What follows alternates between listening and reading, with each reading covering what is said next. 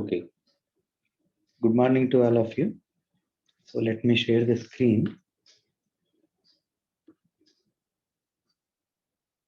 Okay, so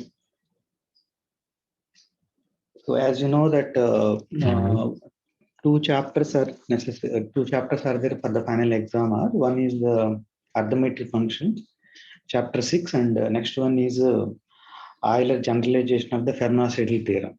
Okay. So in the previous class, we are discussing arithmetic functions. Few more arithmetic functions we discussed, right? So in this class, what is that we are going to do is that chapter 7, that is a generalization of Fermat-Seidel theorem by Euler, how he done. So in fact, to generalize that, he brought the concept of Euler phi function, right? So that we will going to study. Okay. So in the meantime, somebody can recall what is a Fermat's little theorem?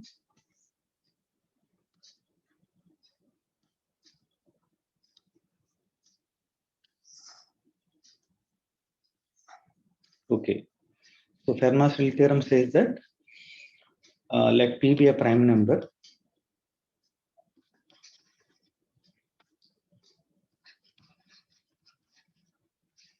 Let P be a prime number.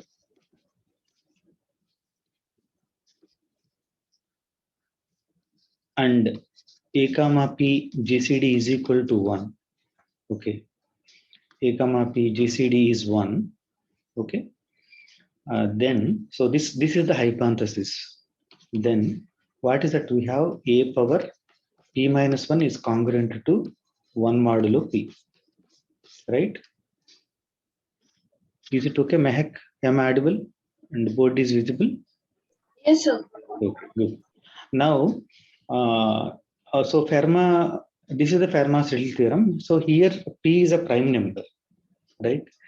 But after Fermat, no one tried to improve this result. So this is only for prime numbers. Is there any chance to improve it for the all natural numbers? And then he introduced the Euler phi function. So you all know. So phi of n is equal to cardinality of all set all k belongs to natural numbers such that 1 less than or equal to k less than or equal to n, and k comma n GCD is equal to 1, right? So this cardinality. So this is Euler phi function, and he defined this one. Then he improved it. So let us see how he improved Fermat-Seidel theorem to general case, right? Okay. So now let n be a positive integer. N be a positive integer, correct? Then what is that he done? So you know that there are some numbers which are relatively prime to n less than n. So let us call them as a1. What is a1? A1 is a number relatively prime to n. Somebody can tell me a1 value. It is the smallest assume. Then what is a1? 1. 1. Very good. 1 is always relatively prime to n, right? So that is the first one. A2 and so on. So how many are there? I have to put some number here. What is that? 5 of n. 5 of n, right? So there are a1, a2 up to a5 of n. These are all relatively prime to n. Okay. So that means a1 comma n GCD1, a2 comma n GCD1 and all, right? Now let us suppose that I gave one more. A comma n GCD is equal to 1. The proof goes on the same lines as Fermat-Seidel theorem. But yeah, so we'll see that. So let us given that a comma n GCD is 1, right? I gave this part. Good. Now what is that I am asking now is that look at these numbers AA1, AA2, and so on, AAN, AFE of n. Okay. So claim is that so if I divide them, divide all these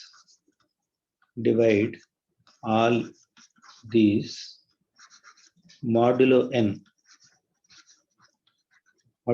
So we'll get some reminders, right? So let us the remainders divide by modulo n, and the remainder when you do it will get a1 dash. Okay, here I'll get modulo a2 dash. So like that here a phi of n dash. So these are the reminders I got.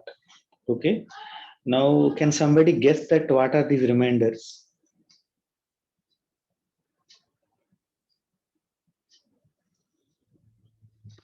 Are you able to guess what are these reminders going to be? Okay, so forget about that. If not reminders, so let me tell. I am asking this question. These are the one by one we'll do. My first question is that question number one. So are you able to do this? Okay, question number one. Any two of these. Okay, I'll write here. Any two of. No two of better. No two of a1 a2 an are congruent modulo n. No two of a1 to a phi n a phi n are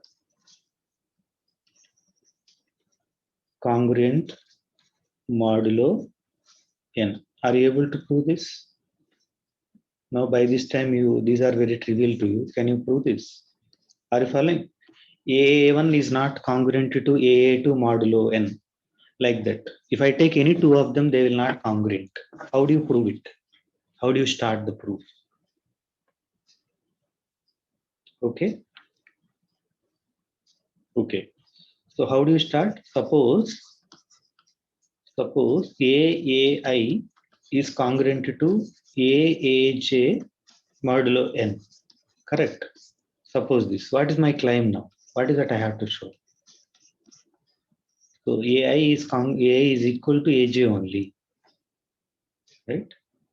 In this case, I want to show that AI is equal to AJ only. If they are distinct, then these are also not congruent. So that is the thing. Is it okay, Mahak? Yes, sir. Yeah. Okay. So how do you prove, Mahak? Can you help me now? Suppose we assumed this. Then what is the next step?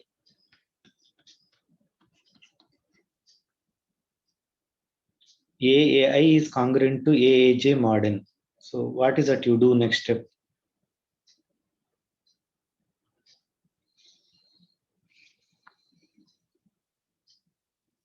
I can say AI is congruent to AJ mod n. First of all, n divides this, right? N divides a times. Yeah, you are correct. So I'm just asking one more question before that. Is it okay? Is it correct? AI is congruent to AAJ mod n implies what? N divides AI minus AAJ. That is n divides A into AI minus AJ. Is it correct? Yes, sir. Yes. Now, how you are telling that AI is congruent to AJ mod n?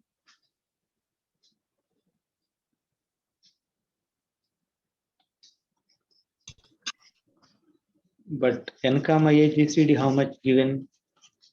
1. This is given. This is something I'm telling. So a comma a GCD is 1. That is given. Right? A comma and GCD 1. Then what happens? Then by some lemma. Which lemma? You are forget. Okay. By Euclidean lemma, what happens? N divides AC, n comma a GCD 1. Then what happens? N divides Divides B. AI minus AJ. So this implies AI is congruent to AJ mod n. Correct. But what are these AIs? AI is less than n. AJ is less than n. Okay. So this is possible only if AI is congruent to AJ mod n. Possible only if AI is equal to AJ. Okay, so what is that we proved till now? So if A1, A2, AN are numbers which are relatively prime to n, and A is any number which is relatively prime to n, means GCD is 1, then A1, A2, and so on, A phi n, they will give distinct reminders. So these are all distinct. Okay. So what are the possible, what are those reminders? Now, can you say somebody?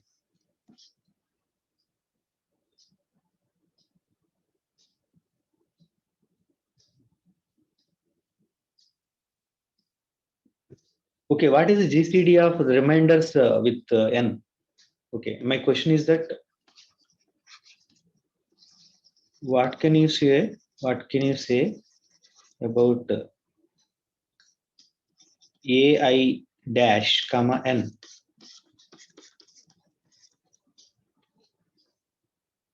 One only. Okay, AI dash comma n GCD is also one. Okay, how do you prove it? If it is not one, it is some D, right? Then D divides AI dash. But it is a reminder, so it divides those things also. This how AI dash came. It is a reminder by dividing, right? So you know that.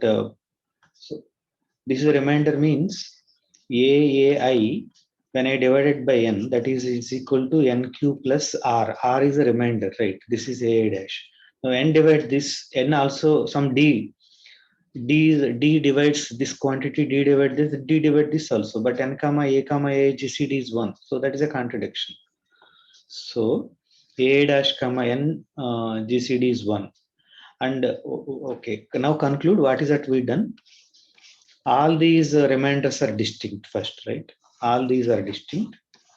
All these A1 dash, A2 dash, and they are distinct, and they are also relatively prime to n. And how many are there? P of n are there. Now, can you say? Can you comment now? Something. They are a permutation of A1, A2. So this implies that this AI dash are otherwise I'll write. Okay, they are actually same as a set. So this implies A1 comma A2 comma and so on.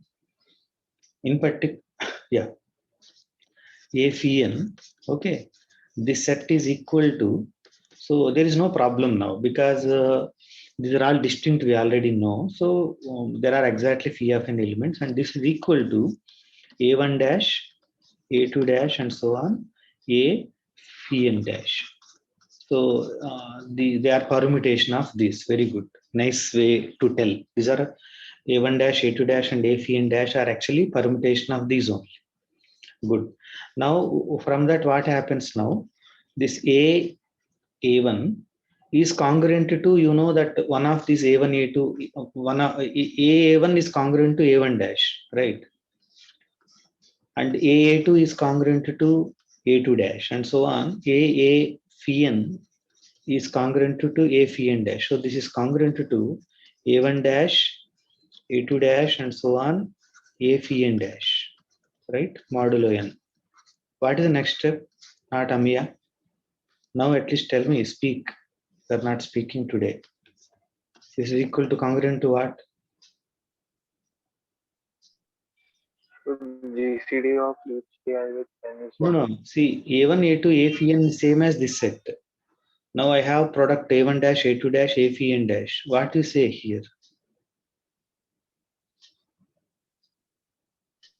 A raised to Pn. See, A1, A2, A phi n. This set is same as A1 dash, A2 dash, and A phi n dash. A1 dash is the remainder when A1 is divisible by n, right? Divide by n.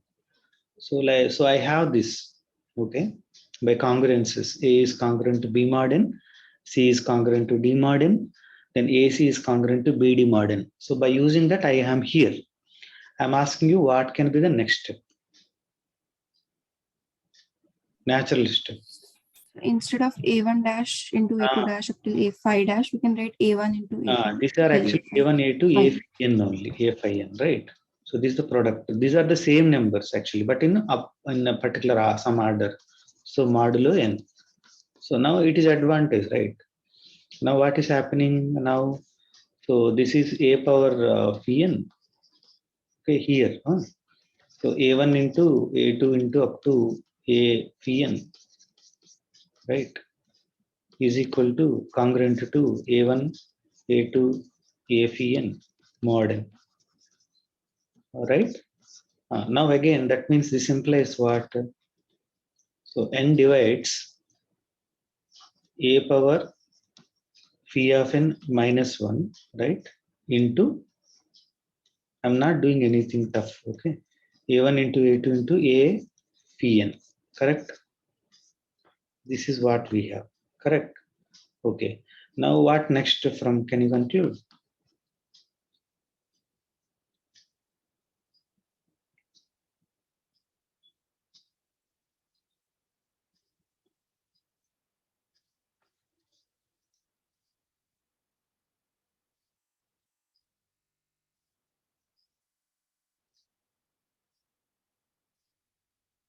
What next? Yeah, Amya, go ahead. Now, all AIs are co-prime to n. So n must divide only a power phi n minus 1. So n comma a1 GCD1, n comma a2 GCD1, n comma a phi n GCD1. So their product also GCD1. So it is easy to see that a1 into a2 into up to a phi n, right, comma n. So GCD is 1. So again by Euclid's lemma, n divides a phi power n minus 1, right? Good. So that means that what is that we've done? So this implies that n a power phi n is congruent to 1 modulo n. A power phi n is congruent to 1 modulo n. So this is the beautiful generalization, okay, by Euler. So now this, so okay, just go through once, okay. Go through once what we done, okay, it will be clear to you. What is that we are doing? So let n be a positive integer, right? A1, A2, A phi n are relatively prime to n, okay, are relatively prime to n. There are exactly phi of n. These are all distinct. A1, A2, A phi n. Now a comma n GCD1. I took some number now here. This is the beginning point. So now I multiplied a to a1, a to a2, and so on, a to phi, a phi n. So divide all these by modulo n. So if a1, if I divided by n, I'll get remainder, right? So the remainder is a1 dash. Okay. So divided by n, and this is the remainder. Okay, a1 dash, a2 dash, and a phi n dash.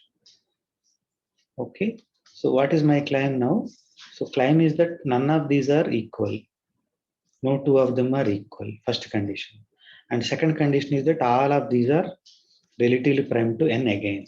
So this is the simple thing. Okay. So how to prove that all are distinct? So for that, what we done? Suppose AI is equal to AJ modulo n, we proved that AI is equal to AJ. It is not by contradiction. So we proved AI is equal to AJ. How we done it? So suppose AI is equal to AJ modulo n. So n divides A times AA minus AJ, right? So then, but n comma a GCD1 by Euclid's lemma, n divides AA minus AJ. So that is same as this. But now AA is less than n and AJ is less than 1. If they are not equal, right? So I can take a difference of AJ minus A or AA minus AJ and divide those also. So n divides a number which is less than n. So that is a contradiction, right? So because of that, they have to be equal. So in fact, A is equal to AJ hona chahiye. So what we can say now? So and the next thing is that A dash comma n GCD is also 1. Okay. So for that, if A is equal to NQ plus, okay, here also I'll write that line only, NQI plus AI dash, then it is clear that if GCD of AI dash comma n is not 1, it is some D, then D divides n and D divides AI dash. So D divides AI also. That is a contradiction. Okay. So because of that, these are all these as a set a1, a2, a phi n equal to a1 dash, a2 dash, a phi n dash. Now we have that a1 is congruent to a1 dash, a2 congruent to a2 dash. The product is congruent to this product.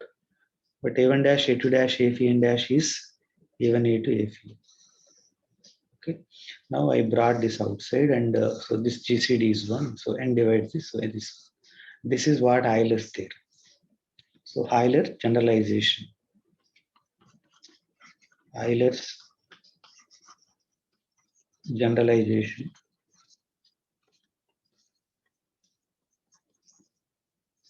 Beautifully generalized. So it is one of the beautiful things that how some result can be generalized. So he brought some function. So a lot of thinking, right? Now proof is easy, but how he got this phi and how he proved it.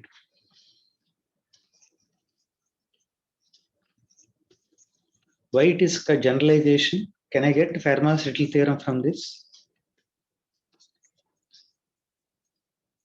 Okay, let us state first, okay? What is this theorem says, okay? Let n be a positive integer.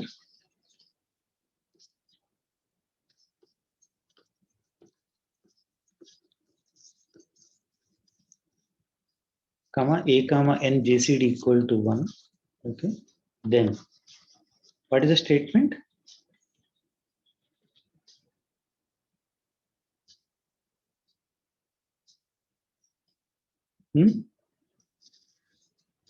So I'm getting doubt whether am I audible or not. Yes, so you're audible. Yes. A to the power 5 of n is complement to 1 mod n. Yeah, so a power 5 of n. So I'm writing white only. A power 5 of n is congruent to 1 modulo n. Okay, so this is the Euler's theorem. Euler's proved many theorems, so this is one of the beautiful results, right? Okay. So now can I get as a corollary? See, first I not stated a theorem. First I proved it and then we stated a theorem. So proof is done. Whatever I done before, that is a proof. So somebody can give the corollary. Is it true that a power p minus 1 is congruent to 1 mod p now? Yes, sir. Yeah. So whenever n is and whenever p is prime, right? The reason is that why reason? Phi of p is P minus. yeah. So phi of p is p minus 1. So it is quite obvious. This part is obvious, right? Okay. Now another aspect. So this is one thing. See, we proved now Fermat's theorem by using this. Now Chinese remainder theorem as a corollary. See, beautiful, right? We are proving all the results by using this one.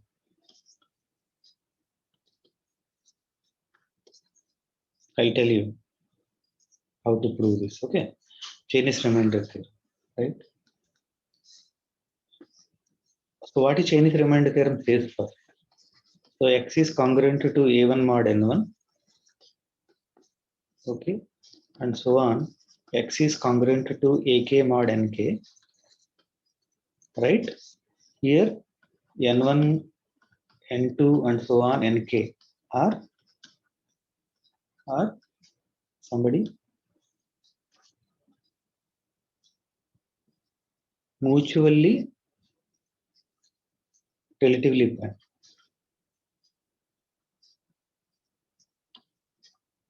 So N1 comma N2 GCD1. So like that, all of them are mutually relatively prime. Then what is the statement of Chinese remainder theorem? The system has, you forgot, Your solution modulo. the unique solution not completed. Unique solution modulo. N1 into N1 into N2 N2 up to into NK. Very good. So this is the statement, beautiful statement. So this all system of congruences, system of equations. So in a system of equations in linear algebra, we brought here, but system of linear congruence equations. So this has unique solution model N1, N2, Nk, provided these are all relatively prime. A1, A2, Ak can be any numbers. That is what this theorem states. So how can you prove this now? By using the Fermat's, Euler's theorem, right? That is the question. Okay. So, but the proof, Chinese remainder theorem also we done this. We took some number and capital N is equal to N1 into N2 up to Nk. and we created other numbers. Maybe some of you may recall. So we defined Ni. Ni is equal to n by Ni, right? But for example, N1 is equal to N2 into N3 Nk. So I removed N1, means I divided capital N by N1. Yeah, we have these. Now, can you tell me what is the GCD of small n, N1, Ni, comma, capital Ni? I'm asking Ni, comma, Ni. GCD is how much?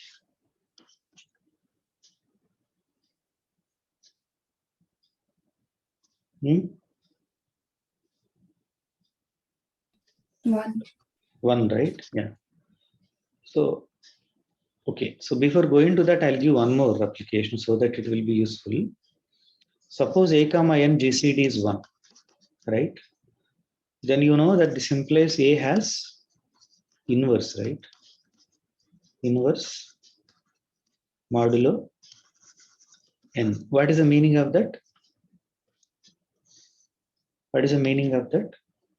There exists B belongs to 1, 2, 3 up to N minus 1, such that, yeah, please can you help me?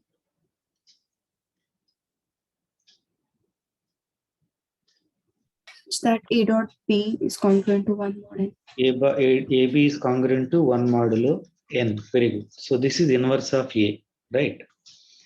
But how do you find that inverse B? Now, Euler's theorem will help even in this case. First, I'll tell that. Okay. So I'll keep continuing here. How it helps actually? See, can somebody now tell me how I can use Euler's theorem? A comma N GCD 1. So what do you know? We can choose B to be the residue of A power phi n minus 2. See, A comma N GCD 1. I know that A power phi of N is congruent to 1 modulo N. Right? That implies what? That implies what? So A power phi of N in phi of N minus 1 into A is congruent to 1 modulo N, right? That implies my B is equal to A power phi of N minus 1. So it may be bigger number, that's okay, but we will do modulo. So somehow inverse I can find out by this. Inverse is anyhow unique, but I have to do modulo N later, okay? Modulo N. I'll raise it phi of N minus 1 and then do modulo, then I'll get the B, required B. Okay, is it not? We know there is a B, but now Euler's theorem is giving me explicitly what is that B is. A power phi of N minus 1. There may be some other ways to find easily, but it is giving that. So now like that, can you tell me now my N, small n is Ni. So what we can say now?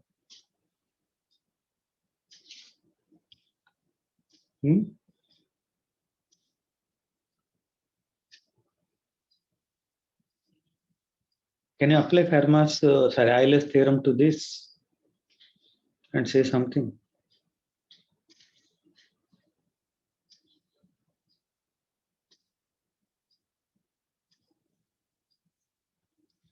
This is small n, okay? This is my capital A, small a. Now, can you think now? Tell me fast. See, Amya can tell. Amya is keep silent because somebody else will tell.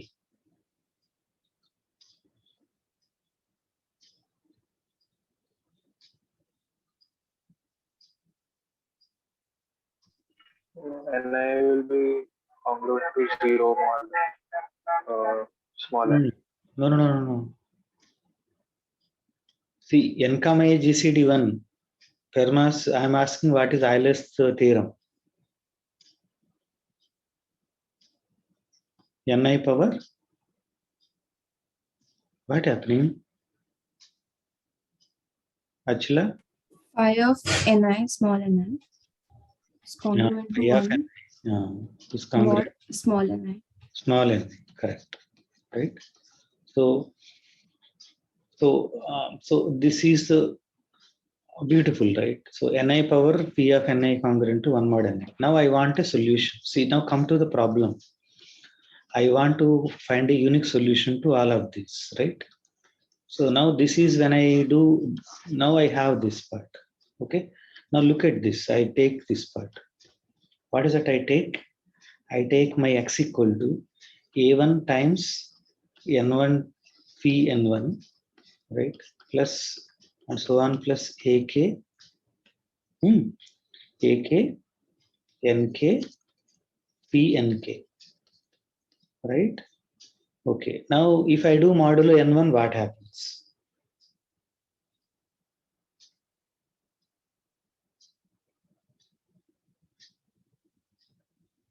Only the first term is non-zero. Non-zero It is is- fine. Remaining are zero because the n2 contains n1, small n1, right? n3 contains small n1, nk contains small n1, n1. So all these, if I do modulo n1, okay, all these become zero. So I'm going to get a1, x is congruent to a1, n power phi n1 modulo n1. But can you say more now? So n1 power phi n1 is 1. This is So we are again left 1. with a1. So it is equal to a1 modulo n1, right? So see, we are now got the solution for the Chinese remainder theorem. What is that x? I found the x now. The x is exactly this guy. So a1 n1 power p1 ak nk power pk. So this is the number. So is it okay? I think Amya is clear. I hope so. Achila, are you clear with Yes, sir. Kanak? Yes, sir. Okay. So now you know how to prove another proof means how to find x for the Chinese remainder theorem by using the Euler's theorem, right? Okay, good, nice. Okay, so this is actually mainly about the chapter, next chapter. So nothing actually in this all properties of the this chapter is related to all the properties of Euler phi function and also related to Fermat's Fermat generalization theorem proved by Euler. Okay, but before going to next topic or something, so just I'll ask you questions. Okay, so how far you are actually comfortable and are you doing or not? These things will be clear.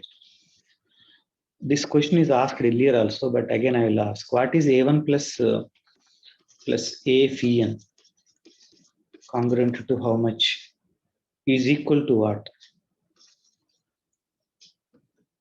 Is the question clear? What is this a1, a2? These are a1 comma a comma n GCD is 1. Okay, and a is less than n. So, for example, you take 10, right? So I am asking that one. What are the numbers relatively prime to 10? The numbers which are relatively prime to 10 are 1, 3, 7, and 9. I am adding them. What is the answer? Okay, here you know in general what is the answer. So I do not know what I do not give explicitly an abstract. So then what is a1 plus a2 plus a phi n? Okay, if you want more examples, try. We done it in the class, but I'm asking one more time to continue. Yes. Mehak, you forgot.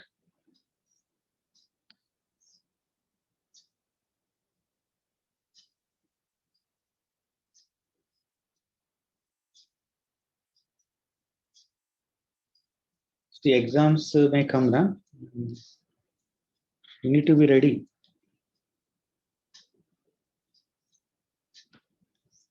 We cannot repeat every class, right?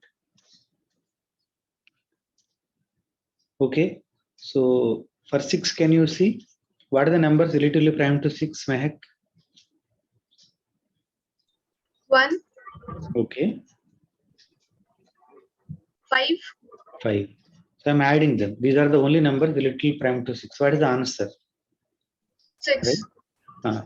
So here what is the answer? 1, 3, 7, 9, if I add 20, right? Now in general, I am asking now. So for example, for prime, it is easy for you. What is the number? Whenever you are facing problem, look at the certain cases. For prime, what is the answer? What is that I have to add? 1 plus 2 plus 3 plus up to? What are the numbers which are relatively minus. prime?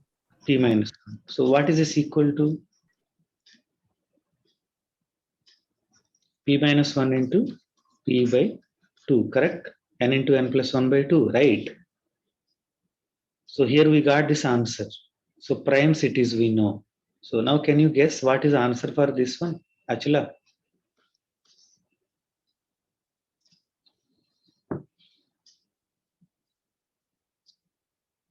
Good, I asked actually. I thought you know this answer. Yeah, Amya? N into phi of n upon 2. N into P of n upon by 2. So how many of you able to see the proof? Kanak, are you able to prove this? Not sure. Not sure. Okay. Not So sure. I'll give some hint. Okay. Are you ready? Kanak. Yes, sir. Okay, ready. Good. So Kanak. Yes, sir. So look at here 1 and 9. What is their sum? 10. 10. 3 and 7. Again 10. Yeah, that is the hint. See here, what is 1 plus P minus 1?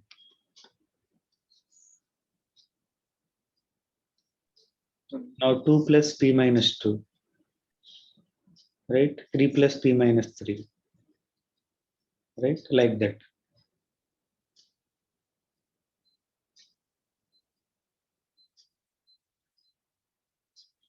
So if P is an odd prime, I have P minus 1 by 2 and P plus 1 by 2 also. They will come in pairs only because the P minus 1 is an even number. If P is odd, okay, it is even true for P equal to 2. So that is only one case. So we are not looking that. Okay. That trivially checked. Okay. Can you give now how to prove it?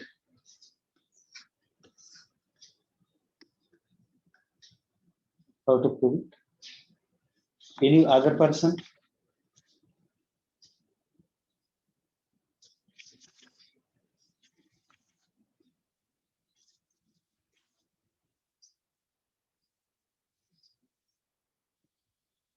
What is the result?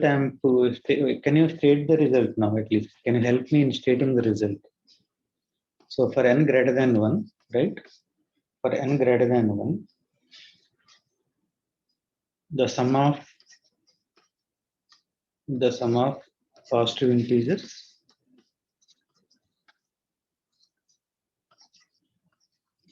less than n and relatively prime to n.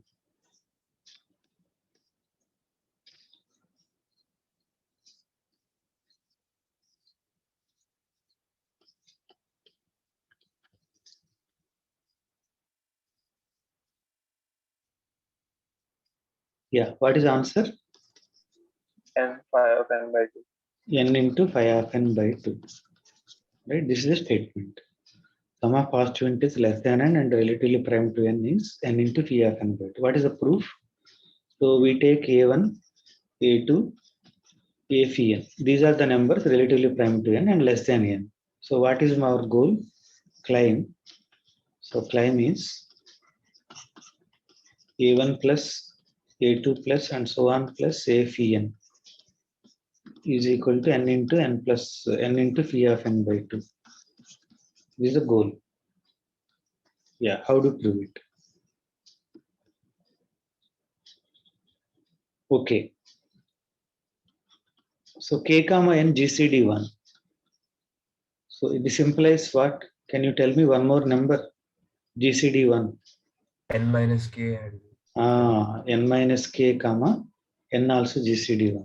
Correct? This implies if and only if. So is it clear now? Connect. Yes, sir. What is it we are doing? So a1 comma n GCD is 1. This implies and implied by n minus a1 comma n GCD is also 1, right? Okay, so now can you tell me what is this a1 plus a2 plus and so on plus ak, a phi n? Yeah.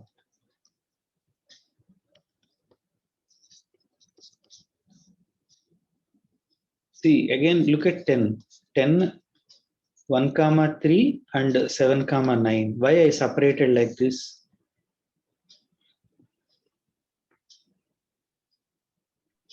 So that we're getting pairs so that this summation. Yeah, so this is k and this is n minus k, correct? No. So, okay, so what about this one? N minus a1 plus n minus a2 plus n minus a phi n.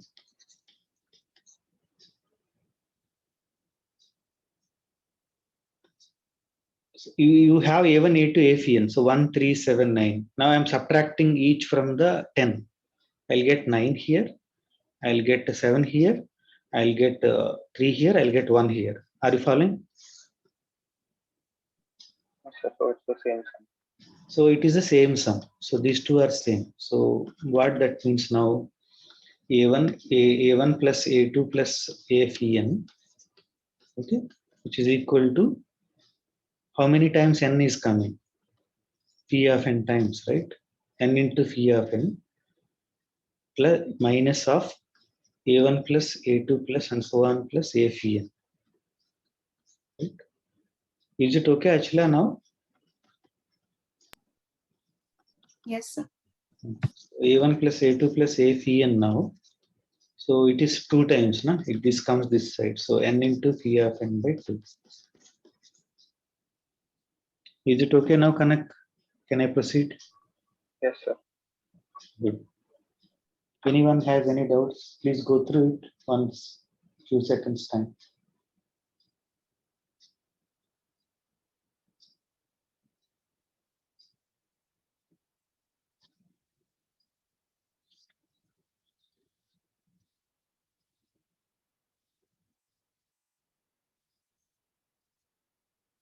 In the previous class, we discussed this, right? Summation d divides n phi of t is equal to n, right? So now try to have, so we proved by some sort of different approach. We took cyclotomic polynomials x power n minus 1 like that.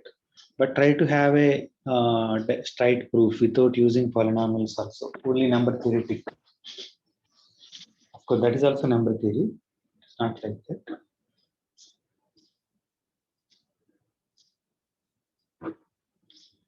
Okay, so try this. So I'll give you exercise problems, how you are able to do.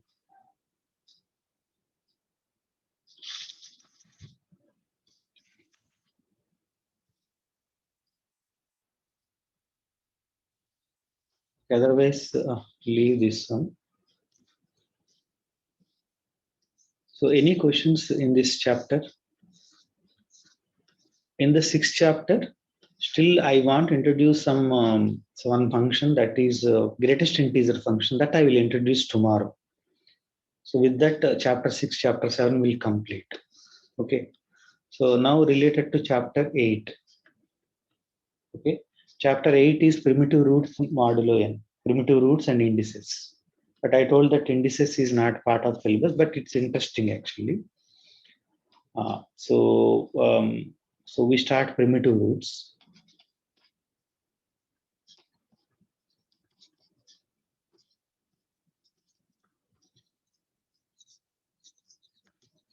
So very simple, not a complicated object. So primitive roots modulo n. Okay. Let n be a positive integer.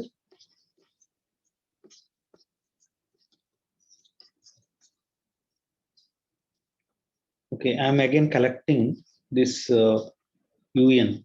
I'm putting like this u suffix n. Okay. Actually, people put this is actually u of zn. Okay, so earlier I wrote u of n, but because in the arithmetic functions also I used one function u of n. U of n is equal to 1 for every n constant function. That's why I'm not using u of n. Okay. Yeah. So, but in the literature, people use u of n. But okay, I hope you understand that u of zn. So that is units of zn. The numbers which have multiplicative inverse in zn. Okay, they are exactly the numbers. So all k belong to z, all k belong to n. Okay. So such that so k comma n GCD1 and 1 less than or equal to k less than or equal to n. Right? This is the set un contains. Right? So so un contains those numbers. So for example, what is u8?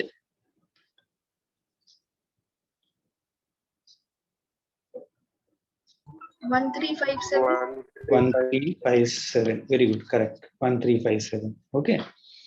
What is u prime number? 1, 2, 3 to p minus 1. Yeah, 1, 2, 3 up to p minus 1. Correct. 1, 2, 3 up to p minus 1. So these are all relatively prime to p. So these are u8. Okay, good. So, okay. Now what is primitive root modulo n means? Okay, for that we need to define something called. So since you are familiar with group theory, so it is easy for you. But in the textbook, it is not assuming that you know the group theory. Okay, what is that it is saying is that you take k belongs to un, means relatively prime to n. So you take one of these numbers, okay, in un. So un. So that means what is that you know already k comma n GCD is 1, right? That means it has an inverse also, right? And un cardinality is also finite. So first of all, they are saying that so k power some number, okay, is congruent to 1 modulo n. How do you prove that?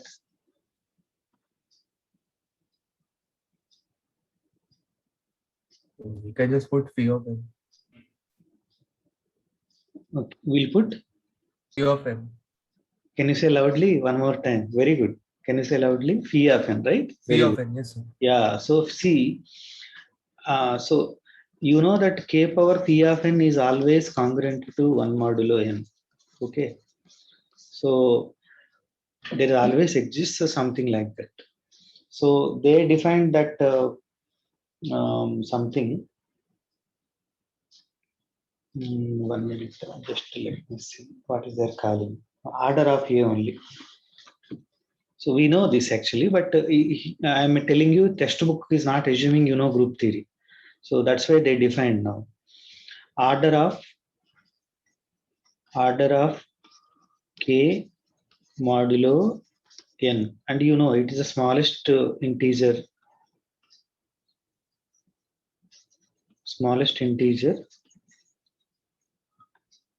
positive integer, L such that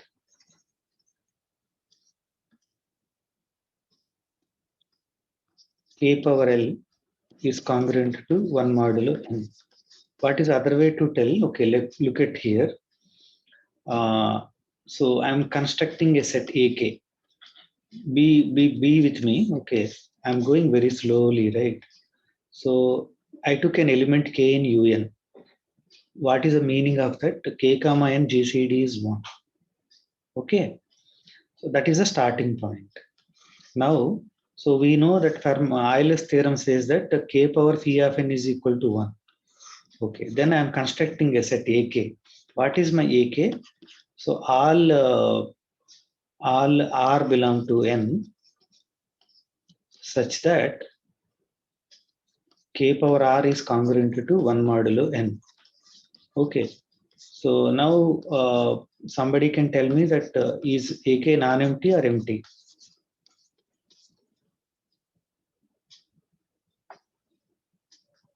non-empty. We showed Why? that phi of n belongs to Phi of AK. n is belong to this, right?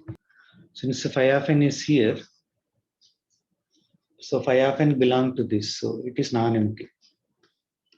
Yes, because phi of n belong to AK. Then what next comes to our mind? What is that we have? AK is subset of, by definition, AK is Well ordering principle. well ordering principle. AK is subset of natural numbers. I'm telling you that I told the smallest order of k modulo n is the smallest positive integer L such that k power L, but we need to give na why it exists, right? The reason is well ordering principle. AK is subset of n and AK is non-empty. So this implies that by well ordering principle,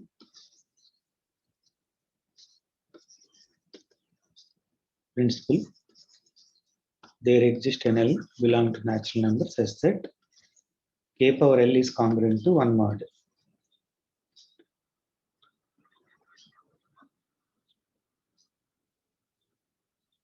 Such that L is least element in AK. But AK, all the elements are k power something equal to k power L equal to 1. So it is k power L is congruent to 1 modulo n. And it exists now. It is unique. So that's we are denoting as order of k modulo n. It is equal to L. Are you comfortable? Are you clear with? Let me see the notation in the textbook. Sorry for that. Notation I forgot. So give me 1 minute. See the notation. Is it order of bracket they are putting or not putting, that I want to see.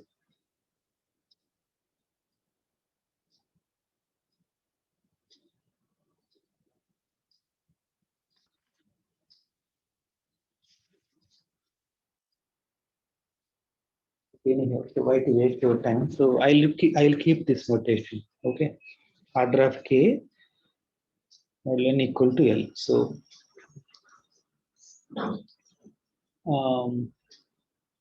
go further. Now look at here. Let us take U6. What is U6 contains? You know, 1, 5, right? Now what is order of 1 modulo 6? What is order of 2 modulo 6? 5 modulo 6. These are the questions. So can you answer this?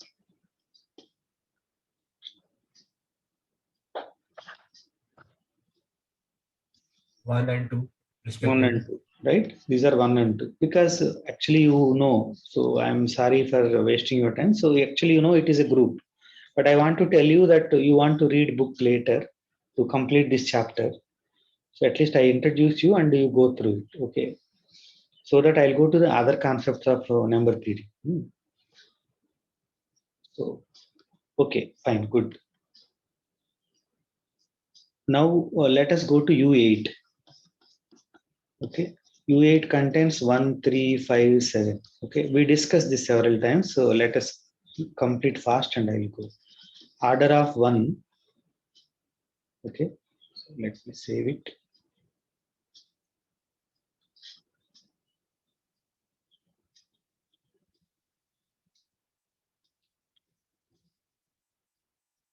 Okay.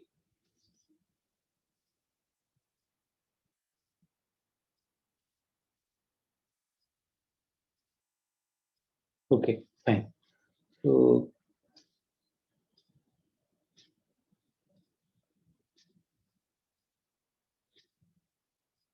yeah, so order of 1 modulo 8 is equal to 1. Order of 3 modulo 8. 3 modulo 8 is equal to 2. Order of 5 modulo 8 also 2.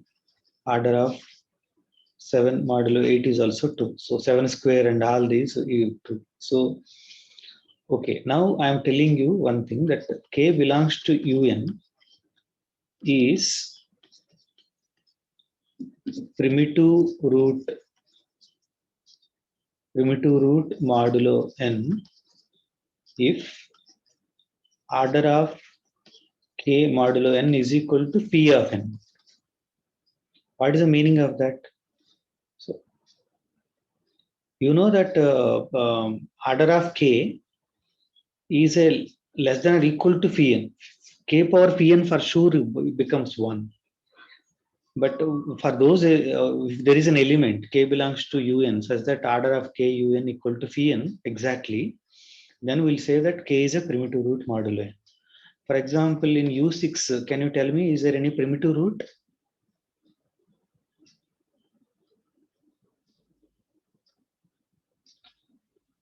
What is phi of 6? 5. 5. 5 is a primitive root. What do you mean by primitive root actually now? Can somebody tell me in group 3 sense? Generator of the group. Generator of the group. That means un is cyclic and that is a generator. The generators are the primitive roots, right?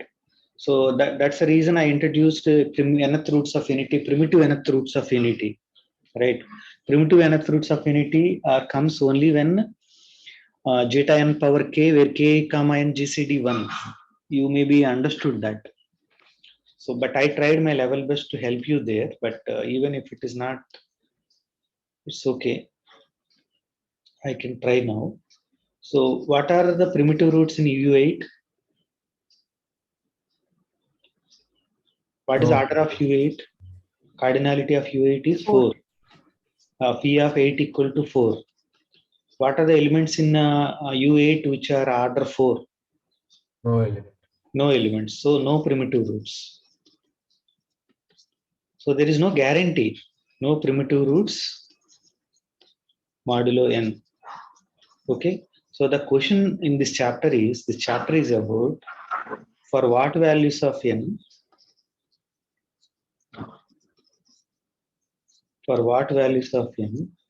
un, n suffix I have to put. So, I don't know what I'm putting earlier. No, U8. For what values of n, un has a primitive root modulo n.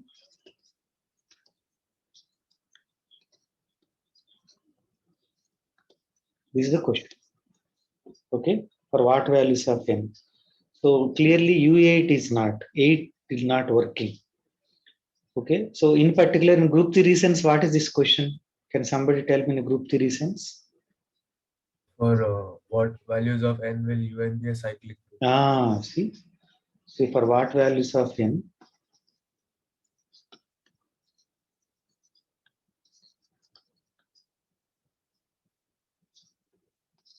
un is cyclic. Okay, this is the question. For what values of un is cyclic? Actually, Gauss is working on this problem. Not this problem. He want to work something. See, you take 1 by 7. So can you somebody compute 1 by 7? Okay, it's okay. If you compute 1 by 7 and by using Python, 0.142857. 0.142857. 142857. But it is it terminates? This is recurring. Recurring. So this only recur, right? Yes, sir. See, what is the length of this one? Recurring, how many length is the recurring part? 6. You see the 6, phi of 7 equal to 6. Completely different, right? Is it not beautiful? 1 by 7, a decimal expansion, phi of n is coming, right? So he want to look at that particular thing, he want to study, then he proved all these things. Okay, but anyhow, so we'll discuss it, time permits, those things. It is good that we'll discuss these than actual chapter, but anyhow, so syllabus is syllabus, at least we need to cover a bit. So if you are cooperative, then we do not do this, we do these parts. Okay, anyhow. Okay, so for what values of n, un is cyclic. So some of you may know the answer.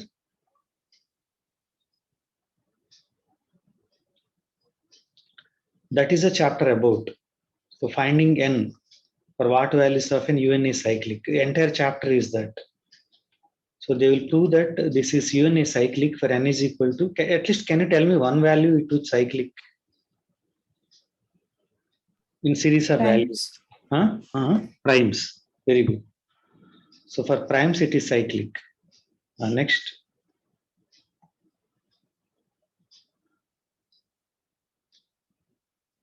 Yeah. So the question is that for all But primes. even for this, it is not easy to prove. Even then it is not easy to prove. That's okay. But so why is she able to see? I don't know. Yeah, even then it is not easy. Even for primes, it is not easy to prove. We need to actually go slowly, systematically. Yeah, see. So you take jet P, right? You take jet P. So what basically you are telling that jet P star, right? Jet P star means jet P ko zero nikal do, right? So this is exactly UP, right? According to us. So if you remove this, now we are telling that is a group. So UP is a group, we can prove it. We done also. The two numbers are relatively prime to n, the product also relatively prime to n, so closed, right? Afterwards, what is that you prove? Inverse exist. So all those things are quite obvious. So it is easy to see that UN is a group. Is it okay, or you want me to prove it? I'm fine to prove. Achila, are you okay? Yes, sir, it's okay. What is that I'm telling? A comma n GCD1, B comma n GCD1, AB comma n also GCD1. Right? Easy, na? Right? Yeah. Next, similarly, if A comma n GCD1, I'm telling that there exists a B such that A into B equal to 1 mod n. How do you prove that? That is, I'm telling entire course several times. So you need to use Bezoart's identity. Very, very, very important. Whenever A comma n GCD1, there is a B. A comma n GCD1, then there exists x and y so that ax plus by is congruent to 1 mod n. By using that, we can show that x only will work, right? So inverse exists, all that. It's a group. So it is also a group. Now what is that I'm telling? If you remove from 0, it is a group. Now ZP plus is a group. ZP star means ZP. So with respect to multiplication modulo, okay, I'm not wrote that, but multiplication modulo, it is also a group. This is also a group. Then what we can say about distributive loss anyhow hold. Then what you can say about this ZP plus P multiplication P? Do you know something? It's a field. It is a field. Okay, it is a field. It is a finite field. Finite field. So actually, what is it actually telling is that more than that we can prove. Okay, if you prove that. So what is that we are telling is that the not only the multiplicative part is not only group. Which group it is? Z mod P minus 1Z. No. Which group it is? To show that Achla is telling it is cyclic when n equal to prime number. That means ZP star is cyclic. So we are not only telling that it is a group. It is actually in fact cyclic. Is it true for any field also? Is there any infinite field where this happens? What is the infinite fields you know?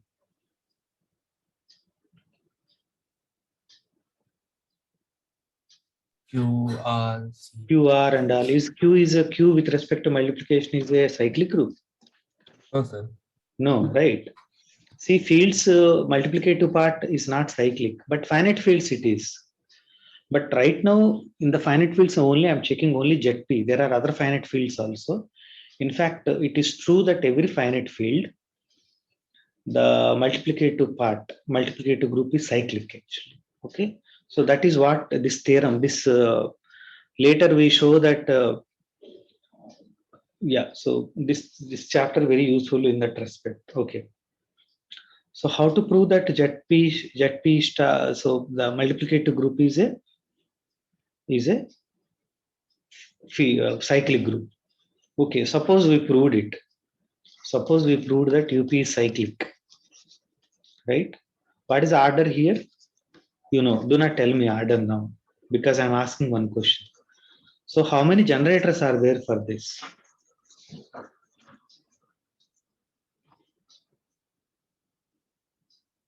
Means how many primitive roots? Meaning how many, my question is that how many primitive roots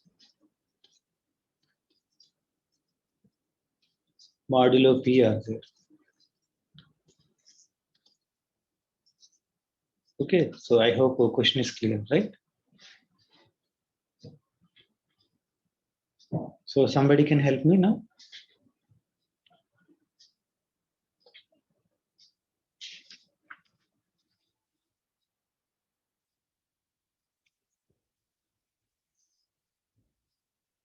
Hello, what happened? Suppose I proved UP is cyclic. Cyclic means it has generators, and you know it is a group. So cyclic group, how many generators will be there?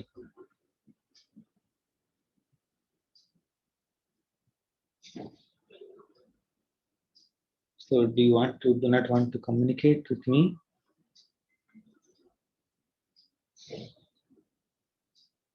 So that's what I introduced nth roots of unity, right? So in the cyclic group, all are isomorphic to single. So any two cyclic groups are isomorphic. In Rn, so zeta n power k, where 0 is k less than or equal less than n, right? It is a cyclic group. What are the primitive roots? I told it is Mn. What is Mn? Do you know that? Mn is equal to zeta n power L, and what is at L now? GCD of Ln n is 1. GCD of L comma n equal to 1, and 0 is again less is n. So it is one more extra condition we are putting. If you do not put any condition, all nth roots of unity will come. So primitive roots will come when L comma and GCD 1. So what is the cardinality of En?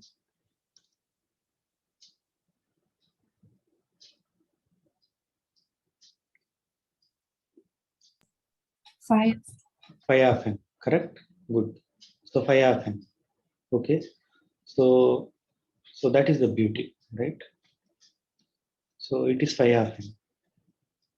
Okay, fine. So Rn is a cycle group, and Mn is actually exactly the set of generators. That's the beauty part.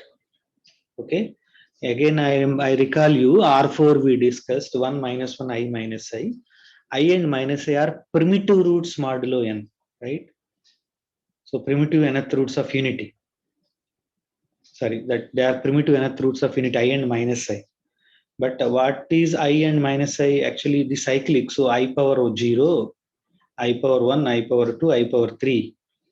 I power 2 is minus 1. That is not a generator. So generators are exactly I power 1 and I power 3. 1 comma 3 are relatively prime to 4. See the beauty? Right. So now can you tell me now in general how many generators are there for how many primitive roots modulo P are there?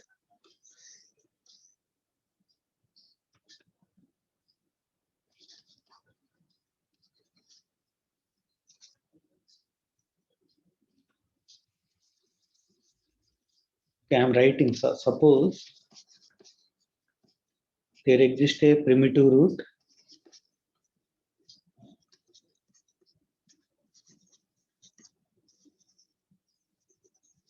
modulo P, modulo n in general. Assume there is a primitive root. That means there is a generator for Un. Then tell me that the number of primitive roots modulo n implies number of primitive roots modulo n. I'm asking this question. Yeah, tell me. Already one exists. So existence is important. Otherwise, the number of primitive roots modulo n is 0. For U8, answer is 0. Right? Yeah. So, any answer? Amya, you are the only help now. Should be 5 of n. Phi of n. Yes. This is phi of n. Phi of n. Phi of. Yes, yes. Yeah. Okay. Good. No problem. Phi of n. The reason is that order of un is phi of n, and phi of n is the number of primitive roots. Okay, so that's why I think you are struggling, but it's good. Okay, so number of primitive roots of up now. How many primitive roots modulo p are there? Yeah, phi of p minus 1. phi of p minus 1. You know the answer. When p is a prime number, phi of n, you know, phi of p minus 1, so p of p minus 1. Okay, good. Okay, so how to prove that? So how to prove that? So question is that how to prove that ZP is cyclic? UP is cyclic. Do not forget. Do not forget that UP is not a group of order P. If it is a group of order P, then automatically cyclic hai, right? Na? By Lagrange's theorem, right? But what is the size of UP? P minus 1. P minus 1. That's why it is complicated. Proof is complicated. What Amaya told. Okay. UP cyclic group we need to prove where P is a prime number. Proof is not that easy.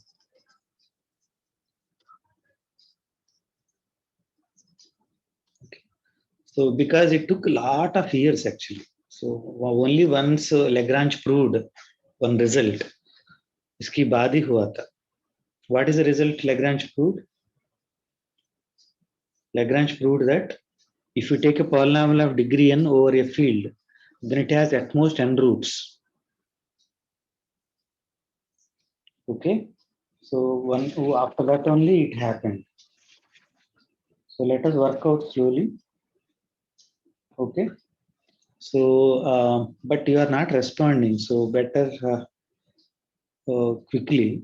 So let us give some time to you.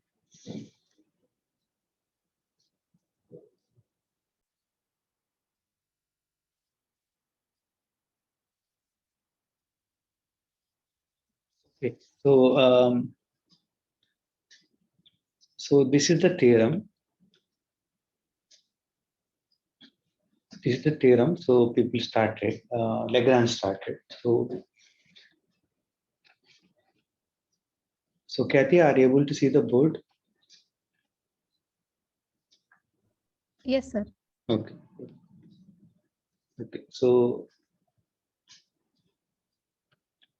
the statement is that Lagrange statement.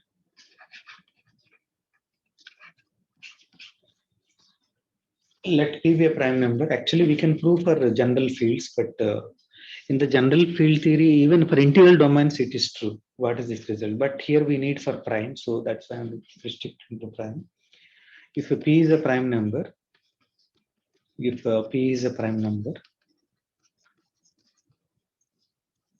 right, and f of x is equal to an x power n, right? an minus 1 x power n minus 1 plus and so on plus a1x plus a0. Okay. So one condition is that an is not congruent to 0 mod p. So if it is, then the polynomial degree becomes less, right? So n is not equal to 0 mod p. Is a polynomial of degree. Is a polynomial degree n greater than 1, right? Greater than or equal to 1, right? With integral coefficients and all, with integer coefficient, then f of x equal to congruent to 0 mod p has at most n roots. Why at most we are telling? So we already know x square is x square plus 1 or x square is congruent to minus 1 mod p does not have solutions modulo when p is of the form 4k plus 3, right? So we have equations where it does not have solutions. Okay, and also you saw that x square equal congruent to 1 modulo 8. 8 is not a prime number. Then it has more than two solutions, incongruent solutions, right? So that is the question. Okay. Otherwise, in particular, at most n roots are this also can be said that has at most n incongruent. So I'm just putting this in bracket. At most n incongruent solutions modulo p. So this is the statement. Okay, it cannot have more than n solution roots or solutions. So how to prove that? So proof. So we prove by induction on n.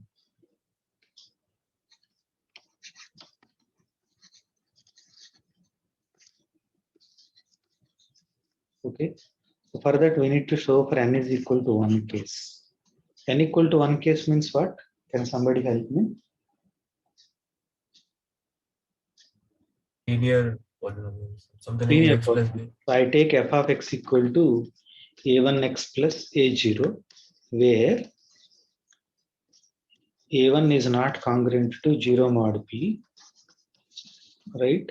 That is same as p does not divide a1. That is same as p comma a1. Prime number, all these are equal. P comma a1 GCD1. So this much I have, right? Now what is that I want to claim? My claim is that a1x plus a0 is congruent to 0 mod p, has unique solution, unique incongruent solution up to modulo p, right? Unique solution. So what is that we are asking? A1x is congruent to minus a0 modulo p, has unique solution modulo p. So how do you prove it?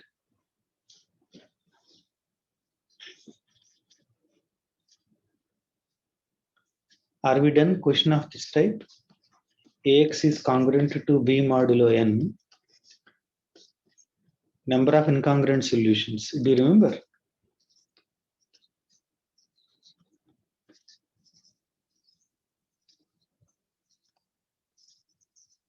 How many incongruent solutions are there? Number of incongruent solutions for this problem are d, where d is equal to GCD of n comma a, right? This we done earlier. So I cannot prove now again that entire thing, right? So now what is the a1 comma p GCD? So it is 1. So we know that from this theorem, we know that it has exactly one solution. Okay, it has exactly one solution. Okay, since not only that, that solution also easy to find. Can you give me what is the solution to this problem?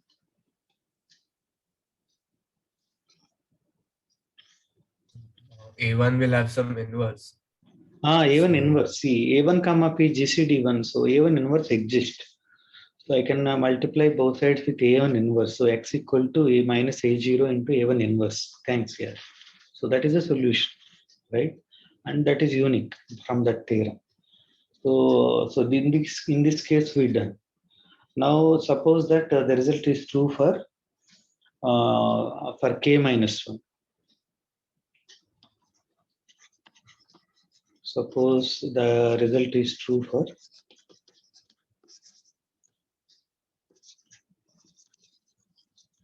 so how do you now prove that in general, right? Suppose the result is true for polynomial of degree k minus 1, then how can you prove it?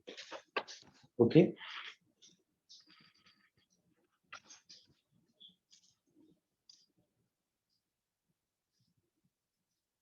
That means what is the meaning of that one? So if I take any polynomial of degree k minus 1, it has at most k minus 1 roots or at most k minus 1 incongruent solutions. Which one? Fx is congruent to 0 mod p. Now we consider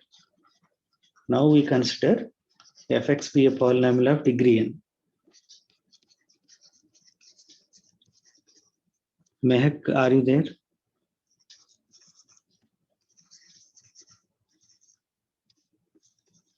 Hello, Mehak. Yes, sir. Okay, you are there. So is it okay? Is my speed is okay? I'm going fast. No, sir, it's okay, sir. It's okay.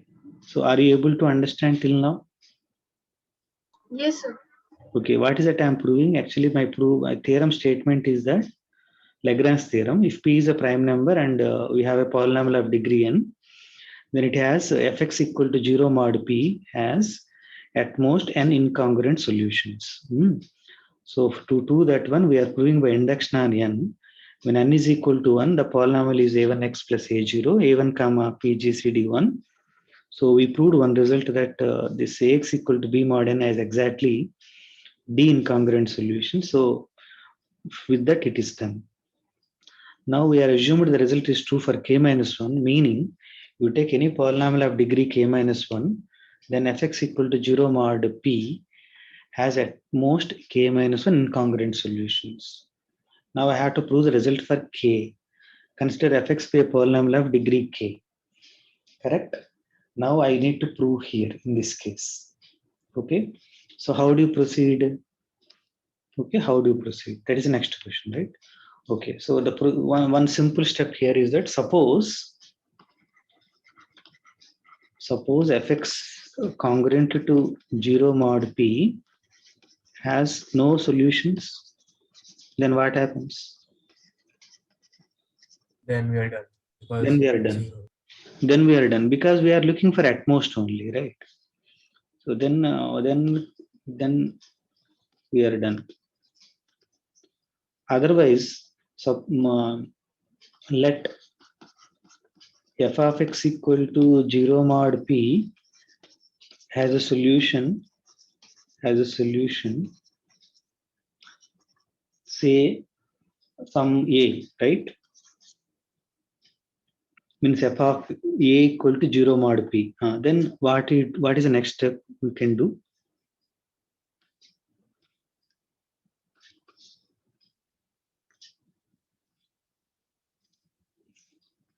I think we can factor out x minus a. So fx is fx equal to, now this is x minus a into, right? X minus a into some gx, right? In fact, we can say more. Actually, why we can do that? Proof is also can be done again. So fx equal to x minus a into qx plus r something by using again substituting a. This is 0, this is 0, so r of x 0, but degree of r is less than x minus a. With all those things we can prove. Okay, I'm not going into those details. Right. Okay. So it is like this. F of x equal to x minus a into q of x, g of x. Okay. Now what is happening? What is the degree of g of x?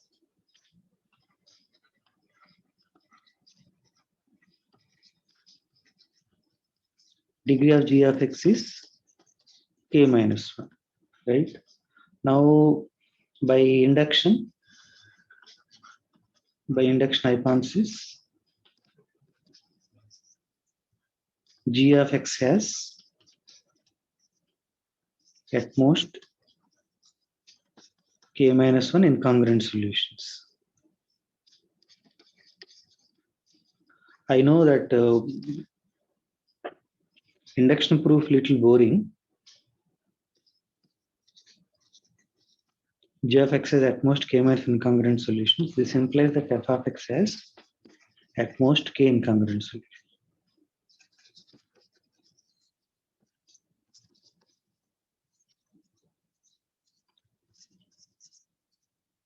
So please go through, let me know if you have any doubts.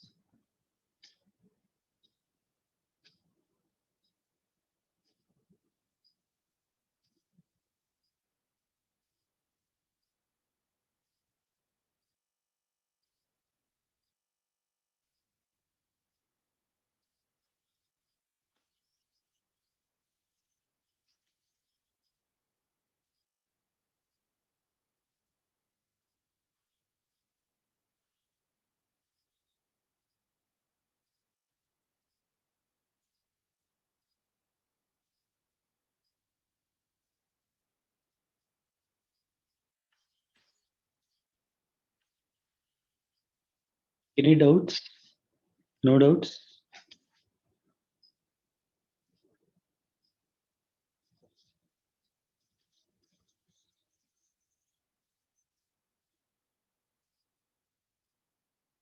What is that we proved? So actually it took a lot of time. Lagrange, this result very, very needed at that period. Many people are struggling. Okay, he proved this result. So f of x polynomial of degree n has at most n incongruent solution over any prime p. Okay, so this is the proof by induction we done. Now as a corollary to you, so I'll give some time. Okay, so as a corollary, if p is a prime number,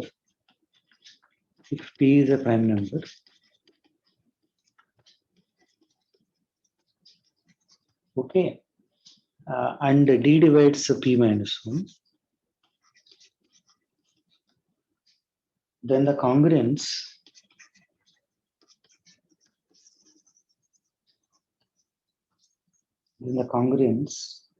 x power d minus 1 is congruent to 0 mod p. Okay, has exactly d solutions. So try this.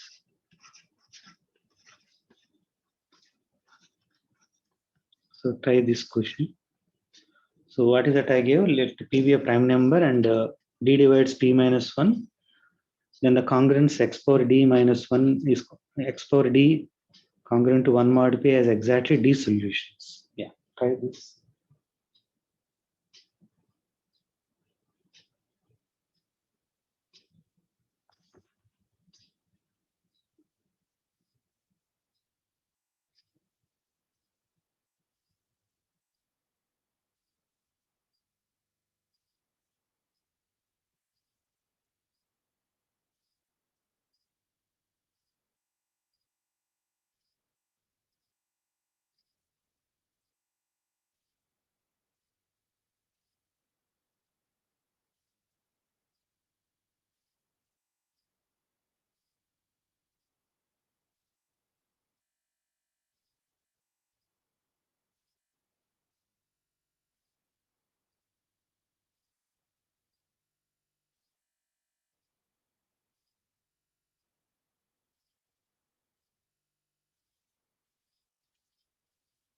So any one of you ready?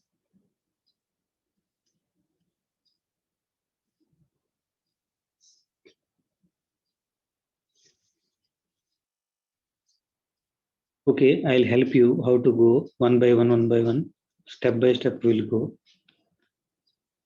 right?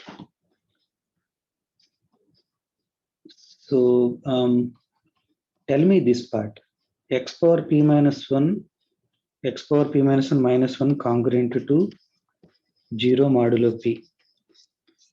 So tell me how many solutions are there, how many incongruent solutions are there?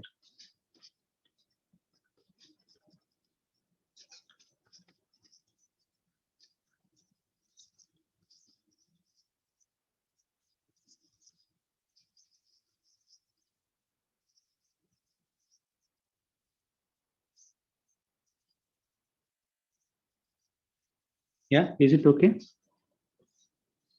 So can you give me one solution to this? So one. One, very good, beautiful. So if you have a doubt, then I'll do one thing. So still you are not, if you are facing problem, one is solution, okay, no problem. Not for that purpose, in general, okay. So let us take p equal to 5. So I'm asking that x power 4 is congruent to 1 mod p, 5. So what are the solutions to this one? How many are there? Incongruent solutions are there. 5, oh sorry, 4. 4. Very, very much clear. Why? For which theorem? From which lemma? Fermat's little theorem. Fermat's little theorem. See, any number. So every a belongs to UP. UP means numbers which are relatively prime. So that satisfies this. Satisfies, right? Whenever a comma p GCD1, then a power p minus 1 is congruent to 1 mod p. So by Fermat's-Little theorem, and we'll go a little slowly one after another. Nothing actually. Okay. By Fermat's-Little theorem, this x power p minus 1 congruent to 1 modulo p has, I'll write, how many solutions? Incongruent solutions. X power p minus 1 congruent to 1 modulo p has exactly p minus 1 solutions. Exactly. All we know. What are the solutions? Can you somebody help me? We know the solutions also. 1, 2, 3 up to p minus 1. All of them are satisfied this. Right? So not only the solutions, exactly p minus, we are in fact telling that what are exactly those solutions are. That is the power of the Fermat's-Little theorem. So for this, we know the roots. Okay.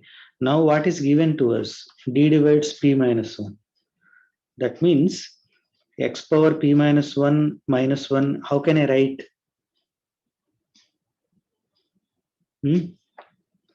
How can we write? Okay, I'll write. Power. So see x power p minus 1 minus 1. I'm writing one more time. So because you are facing some small trouble. So what is that I take? So let us take dk. So it is my p minus 1, d divides p minus 1 implies p minus 1 is equal to some dk. Okay. So it is equal to, right? So so I take y is equal to, let us take y is equal to, so I write like this, okay, where y is equal to what? X power d. Correct.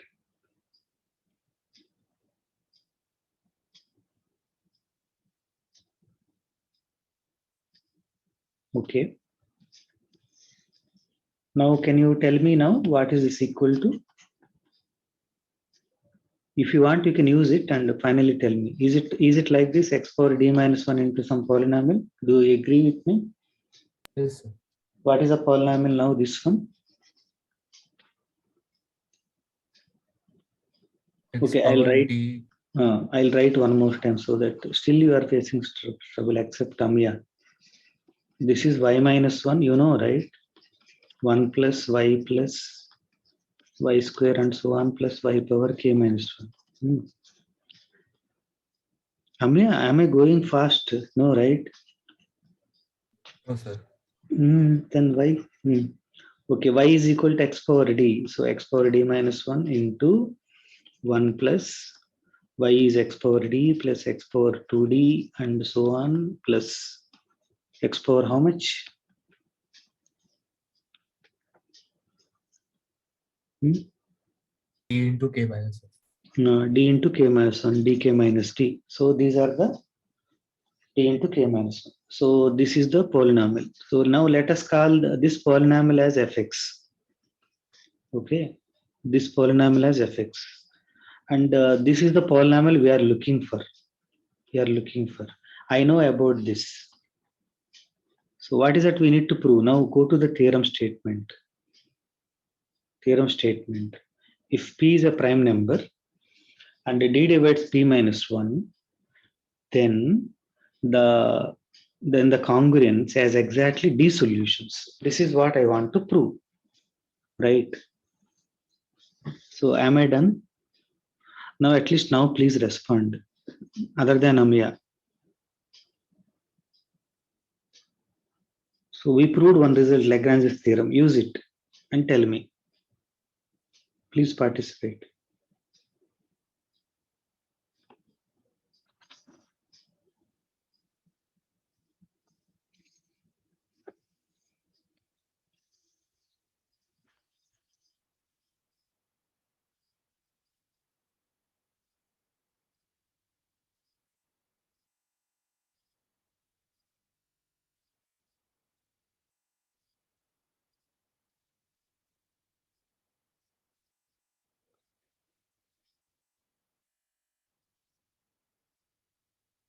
1 minute.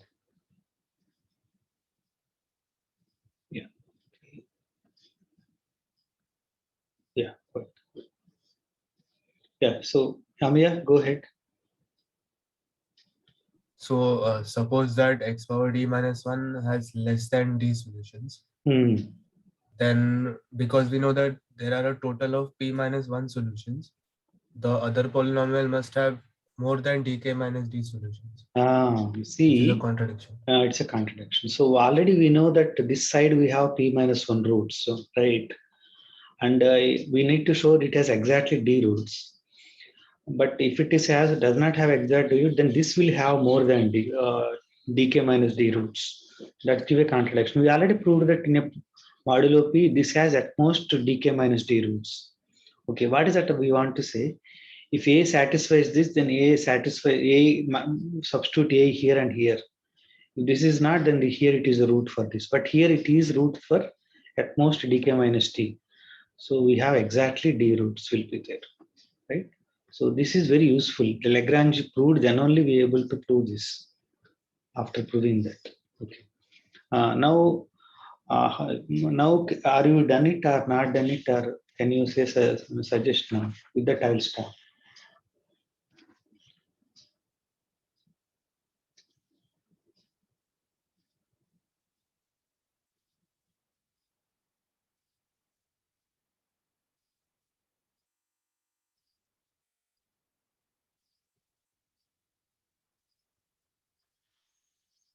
Still we are not proved that still we are not proved that UP is cyclic. We are in that direction. Okay, what is that we are doing? Just I recall. Our goal is to show UP is cyclic. UP is cyclic means at least one root will be there whose order is equal to p minus 1. Okay, so these are all, look at xt power minus 1 means roots only, right? Xt minus 1 is that it satisfies this, means there is an element whose power d equal to 1 means whose order is less than or equal to d. Right? So it is all telling in terms of some power equal to 1. Okay, right. So what is that left is that think about this. So this is what we have. Okay, if p is a prime number, this is very important, very important result. Okay, if p is a prime number,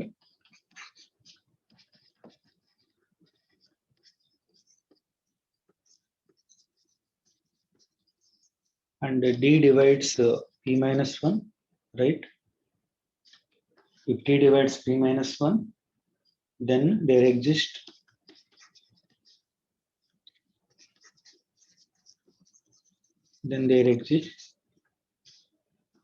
exactly. I'll give various proofs later, but exactly p of d incongruent integers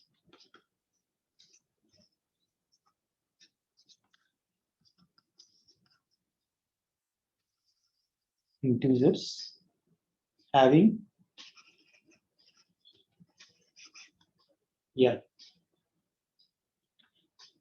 order d